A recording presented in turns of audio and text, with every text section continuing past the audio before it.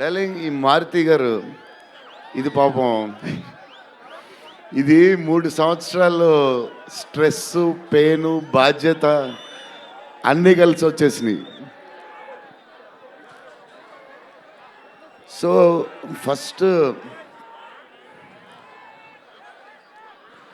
First Maruti గారు నేను కలిసి, డార్లింగ్ మన ఫ్యాన్స్కి చాలా సంవత్సరాలు అయిపోయింది, ఇంకా అన్ని డిష్యూలు అయిపోతున్నాయి, సీరియస్ అయిపోతుంది, కొంచెం ఎంటర్టైన్మెంట్ ఏదో చేయాలి డార్లింగ్ అని చెప్పాను.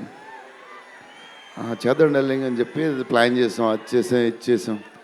ఫైనలీ హారర్ కామెడీతో సెట్ అయింది.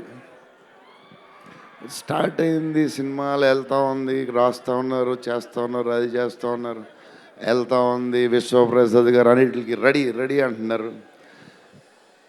కథ ఒక పేస్కి వెళ్ళేసరికి క్లైమాక్స్, నేనైతే మారుతి గారు రైటింగ్ ఫ్యాన్ అయిపోయాను, సీరియస్ చెప్తున్నాను.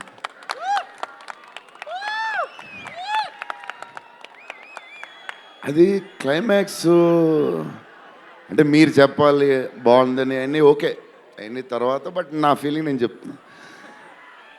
అసలు ఈ క్లైమాక్స్ డార్లింగ్ పెన్తో రాసావు, మిషన్కి ఎంతో రాసావు చెప్పు. ఇప్పుడు దాకా క్లైమాక్స్ చాలా కొత్త పాయింట్ నాకు తెలిసి. హారర్ సినిమాలో హారరే కాదు, ఒక టైప్లో చేసాడు అన్నయ్య. ఎలా చేసావు మరి?